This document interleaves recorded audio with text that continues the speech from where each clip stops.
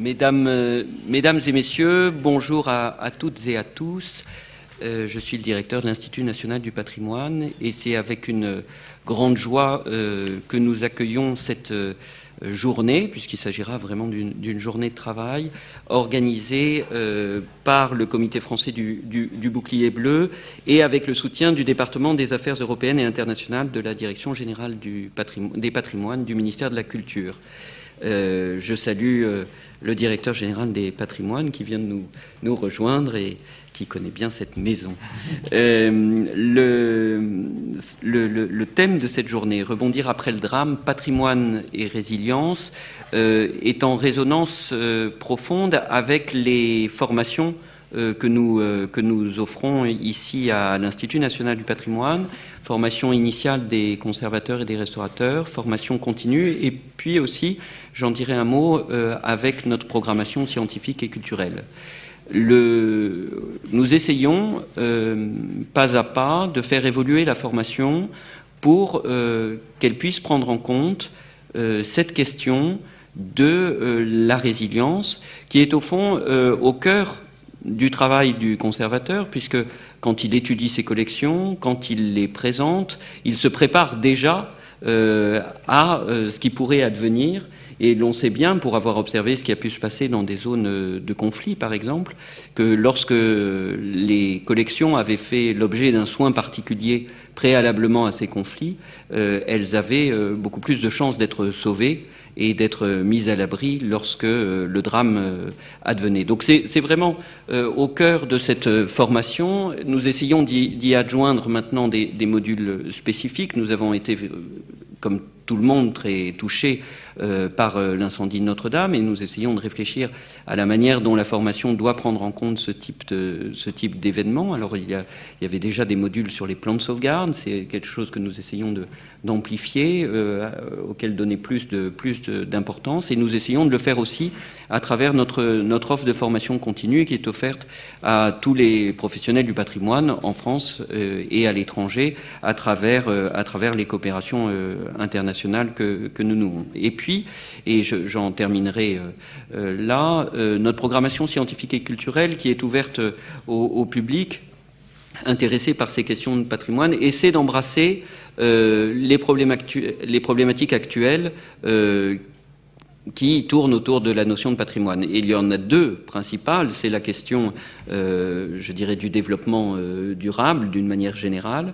Et puis, l'autre est la question du patrimoine en temps de guerre, du patrimoine en temps de conflit. Et donc, nous essayons d'avoir un certain nombre de réflexions ouvertes au public qui peuvent permettre d'enrichir la réflexion sur ces sujets. Nous avons mis en place toute une série de conférences sur Notre-Dame, juste après l'incendie de Notre-Dame, un cycle de conférences qui essaye de réfléchir à la fois à l'histoire du monument, mais aussi à pourquoi cet événement, comment est-ce que ça arrive, et comment est-ce qu'on peut éviter, dans la mesure du possible, ce type de catastrophe. Nous aurons le 6 février prochain une journée d'études organisée par l'INP et l'Institut des sciences sociales du politique, qui rejoindra très largement un certain nombre de propos d'aujourd'hui, je pense, puisqu'elle s'appellera Patrimoine et catastrophes, et qu'elle reviendra sur la question à la fois des catastrophes causées par les guerres et puis des catastrophes naturelles.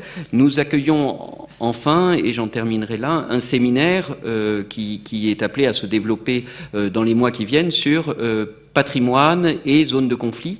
Et nous essayons de faire venir autour de la table un certain nombre d'acteurs de la protection et de la restauration du patrimoine dans des contextes de guerre et de reconstruction après-guerre. Donc c'est vraiment à l'ensemble de ces titres que je suis très heureux d'accueillir cette journée, de remercier vraiment le comité français du bouclier bleu pour toute l'action résolue qu'il mène, que moi, on en parlait à l'instant, j'ai eu l'habitude de suivre depuis 15 ans et dont je sais à la fois la richesse et l'engagement permanent. Donc pour tout cela, merci Monsieur le Directeur Général des Patrimoines d'avoir bien voulu être parmi nous ce matin et je vous souhaite à tous de fructueux travaux.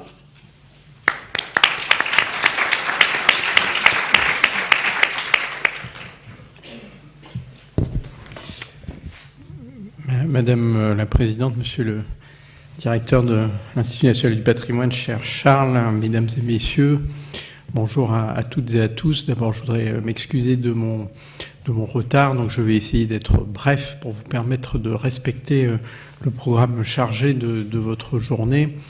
C'est vrai qu'en écoutant Charles à l'instant, je me disais que ce patrimoine que nous aimons toutes et tous, qui nous réunit dans cette salle et qui porte finalement toute cette dimension extrêmement positive pour la construction des individus que nous sommes et aussi des groupes humains, pays ou groupes plus restreints, groupes culturels au sein d'un même État, est aussi aujourd'hui beaucoup perçu sous l'angle des menaces qui peuvent le toucher. Et c'est quelque chose, je crois, qui est à la fois pas forcément facile parce que c'est donné de notre champ disciplinaire et de notre passion une vision qui peut apparaître parfois comme un petit peu anxiogène. Et en même temps, il faut le reconnaître, c'est la réalité du monde d'aujourd'hui et je le crains malheureusement, celle du monde de demain. Donc en abordant cette question du patrimoine par cette question du risque, je crois que nous ne changeons pas par ailleurs sa nature extrêmement positive et valorisante, mais que nous faisons œuvre de lucidité, acte de lucidité, tous les acteurs que nous sommes les uns et les autres, que ce soit les acteurs gouvernementaux, que ce soit les organisations non gouvernementales ou même les initiatives privées. Je crois que nous devons effectivement faire cet effort de lucidité et consacrer en effet nos réflexions et nos travaux, comme ça va être le cas aujourd'hui, à ce sujet des risques, mais aussi à cette très belle question, effectivement, de la résilience et de la participation éminente du patrimoine à ce processus de résilience. Donc je voulais évidemment remercier d'abord les organisateurs de cette manifestation, donc l'Institut national du patrimoine qui nous accueille, le Bouclier bleu, donc et sa présidente, Madame Deschaux, ici présente, ainsi que pour la Direction générale des patrimoines, Bruno Favel et ses équipes, le chef du département des affaires européennes et internationales. Je ne vais pas revenir sur ce qu'a dit Charles Personnat à l'instant. On peut énumérer les nombreux événements ces dernières années qui ont montré combien le patrimoine était vulnérable, comme les individus d'une certaine manière, aux aléas de toutes sortes, naturels mais aussi humains qui peuvent le frapper. Et il faut effectivement prendre en compte ces menaces parce que le patrimoine, au fond, ne se remplace pas. Chaque objet patrimonial, quel qu'il soit, porte en lui sa propre histoire, sa propre dimension esthétique, son propre message, et c'est une perte irrécupérable, bien sûr, lorsque le patrimoine est frappé en tant qu'élément ou dans chacun de ces éléments. Et évidemment, une des premières choses à faire, mais je le dis, c'est une évidence dans cette enceinte et avec le Bouclier bleu à ses côtés, c'est évidemment de prévenir autant que possible ces risques, de limiter les atteintes qui peuvent lui être portées par des mesures de prévention, par des mesures qui peuvent être des mesures, j'allais dire, de droit commun, ou dans des situations de conflit, afin d'éviter sa dégradation. Et il est vrai que, de ce point de vue-là, le Bouclier bleu, depuis de nombreuses années, attire l'attention de tous les acteurs du secteur patrimonial sur cette problématique du patrimoine culturel confronté au risque, d'abord en situation de conflit, et puis, je crois, à partir de 2006, face aux risques majeurs qui peuvent le frapper. Et c'est un objectif qui est évidemment celui aussi du bouclier bleu France. Et je crois qu'il rencontre le soutien des partenaires institutionnels du gouvernement, par le ministère de la Transition écologique et solidaire qui le soutient, mais aussi bien sûr par le ministère de la Culture qui reconnaît toute la valeur de son action, toute la dimension de transversalité interprofessionnelle au-delà des spécialités patrimoniales de cette défense portée par le bouclier bleu. Et donc je tiens à dire ce matin, en tant que directeur général des patrimoines, tout le soutien que nous apportons naturellement à cette action. Et combien je crois que nous sommes en phase et que le ministère de la Culture peut aussi, par sa participation, par sa présence, valoriser et mettre en avant l'action du bouclier bleu.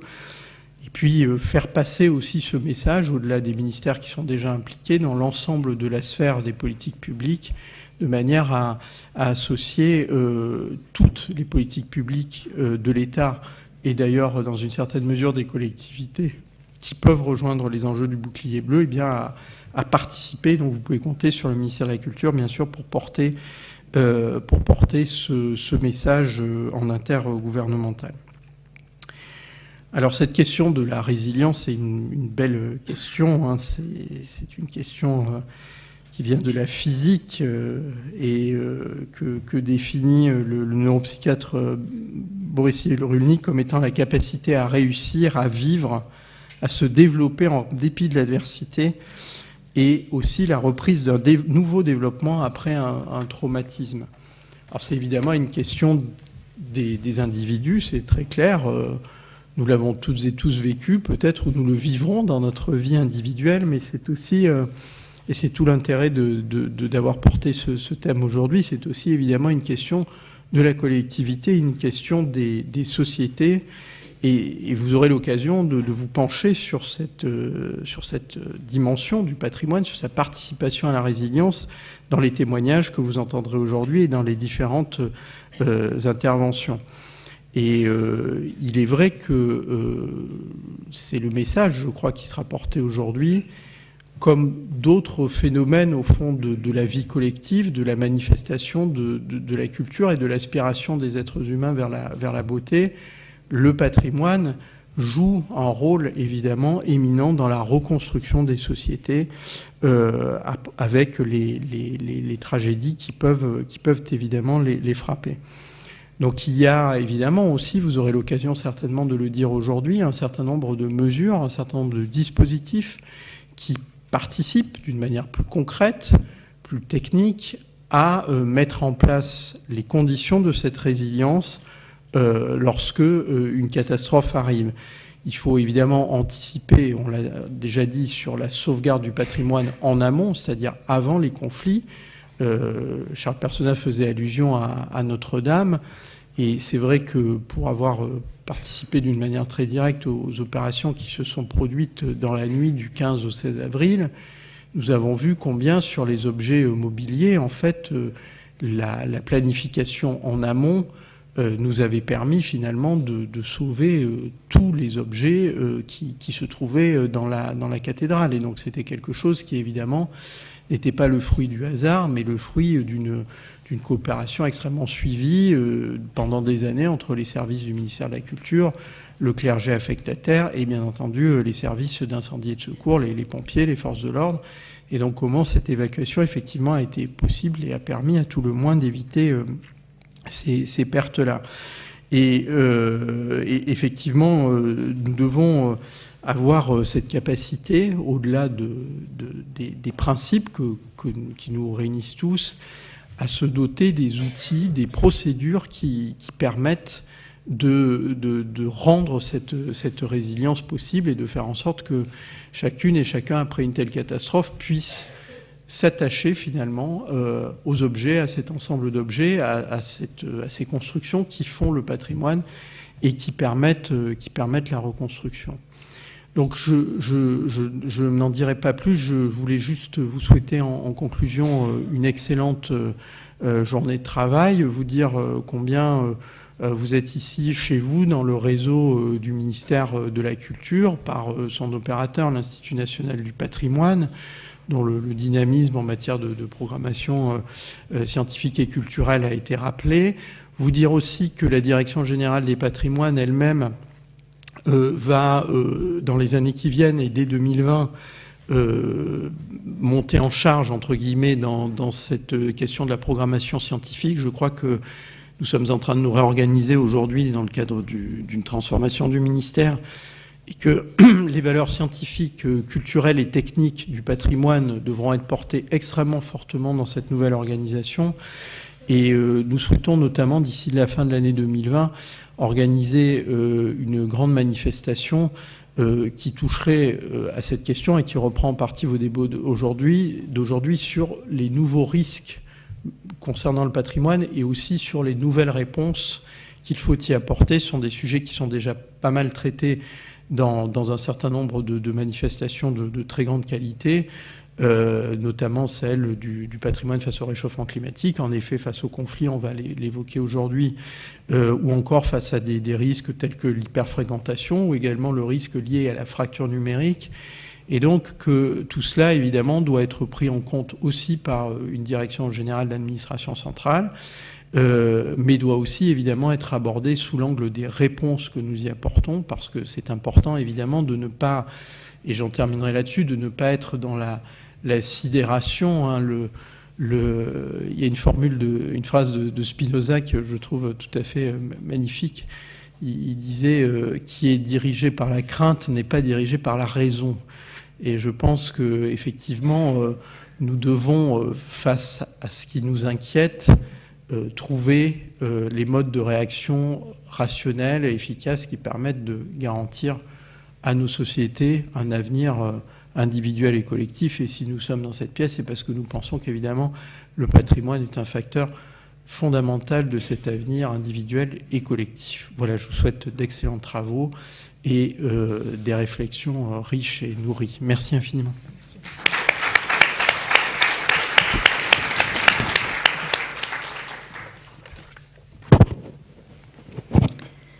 Bonjour à tous. Merci, monsieur le directeur de l'INP, de nous accueillir dans ces magnifiques locaux et de la sorte faire écho aux problématiques de la culture du risque dans le monde patrimonial et pour diffuser ces questions auprès des professionnels qui sont reçus à l'INP, tant en formation continue qu'en formation initiale.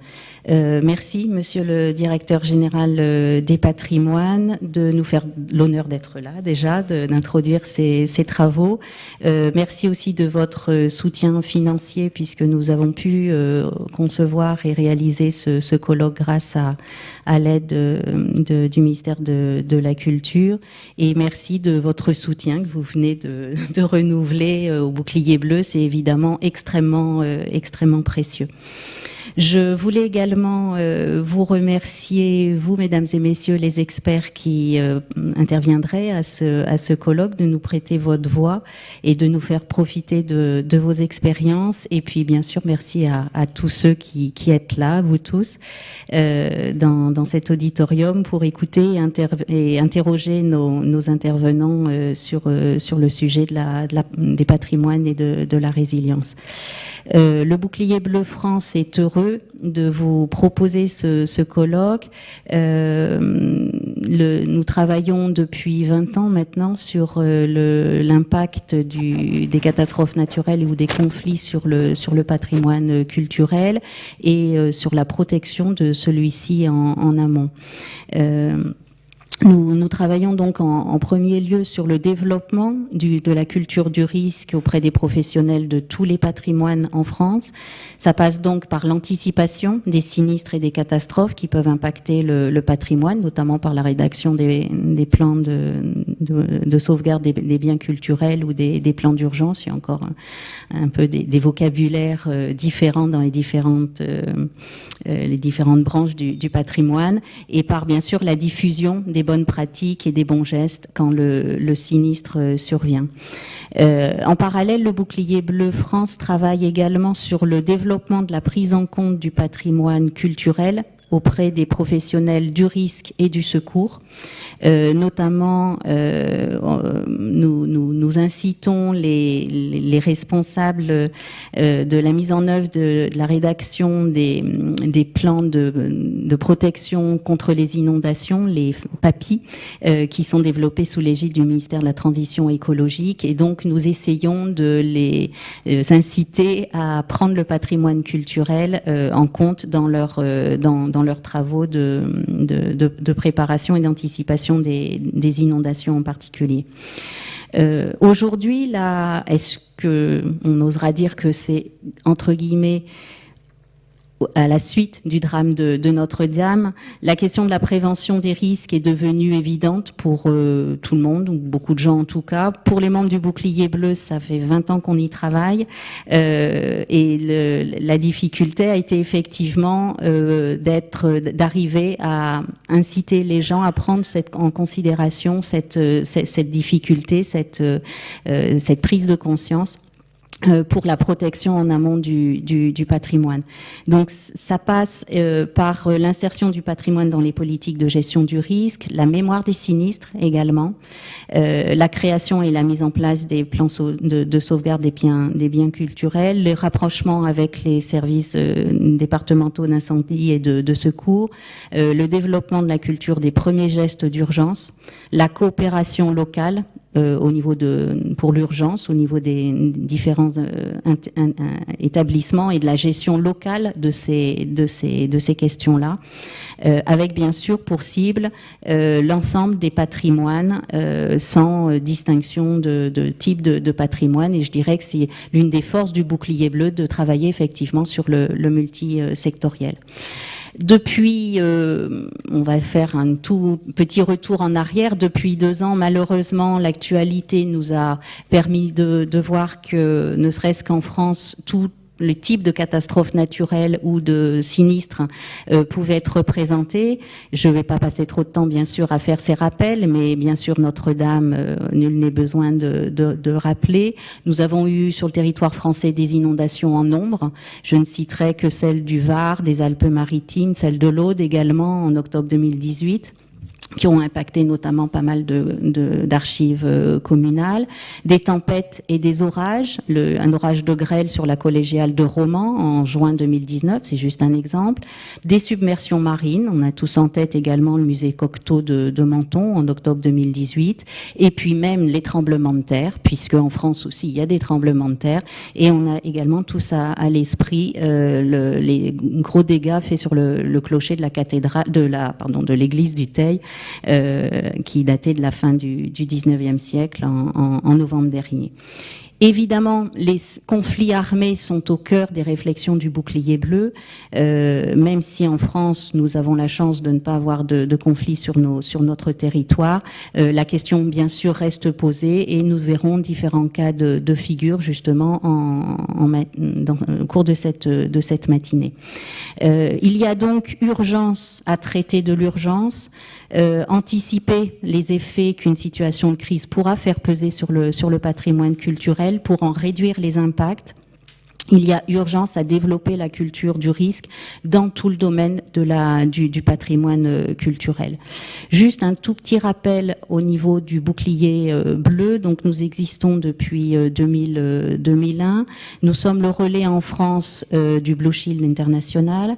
Nous avons donc le Blue Shield a été créé en 96 par les conseils internationaux des archives, l'ICA, des musées, l'ICOM, des monuments, des sites, l'ICOMOS et la Fédération internationale des bibliothécaires et des bibliothèques, l'IFLA. Aujourd'hui, dans le monde, il y a une trentaine de comités nationaux du Bouclier Bleu qui existent, chacun dirigeant un peu sa barque de façon différente, mais bien sûr tous avec les mêmes axes de travail. Donc les nôtres au Bouclier Bleu France, c'est mener des actions de prévention et de prévision, c'est former notamment à la rédaction des plans d'urgence, à l'intervention, au premier geste sur tous les types de patrimoine.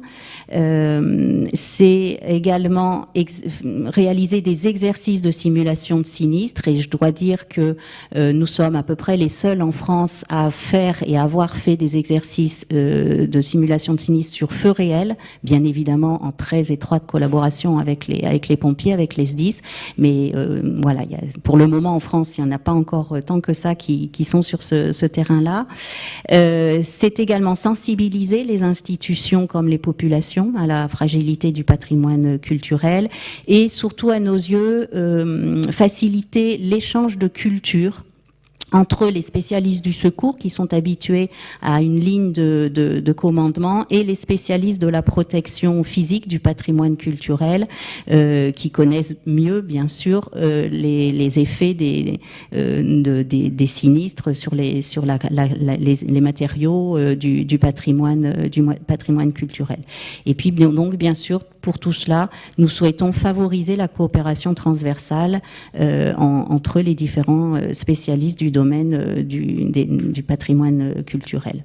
Le bouclier bleu France donc permet de participer à une vision globale du patrimoine. Et permet donc aux professionnels de ces différents secteurs, archives, bibliothèques, musées, monuments historiques, jardins remarquables, etc., bibliothèques, de travailler ensemble et de trouver des solutions locales, ensemble, mutualisées.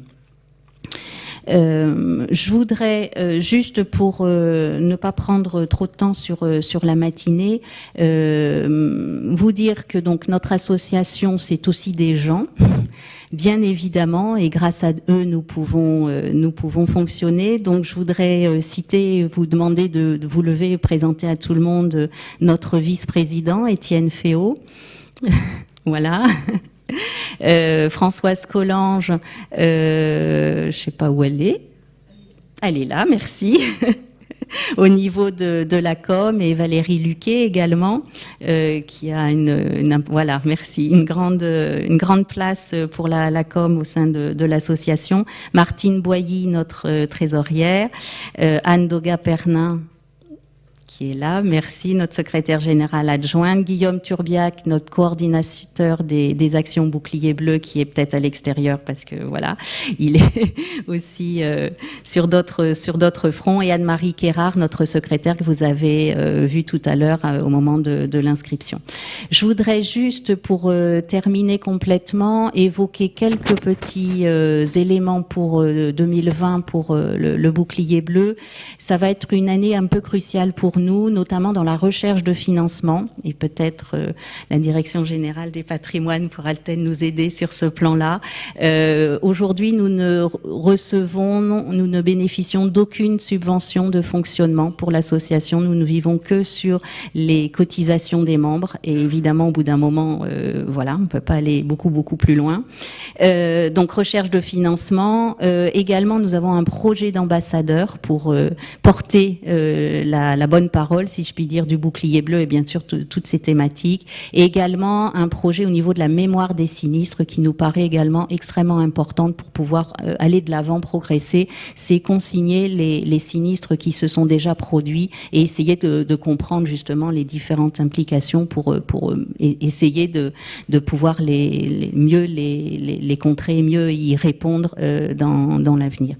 Je voudrais terminer juste en vous disant que nous avons également invité un certain nombre de partenaires à présenter des posters ou un certain nombre d'éléments dans la petite salle où vous était proposé tout à l'heure le petit buffet de l'accueil. Donc n'hésitez pas à la pause à aller y revenir pour les interroger, pour discuter avec eux. Il y aura également des petites vidéos qui vous seront proposées au moment de la pause tout à l'heure. Voilà, je vous remercie de votre attention, et je vais appeler tout de suite les premiers intervenants.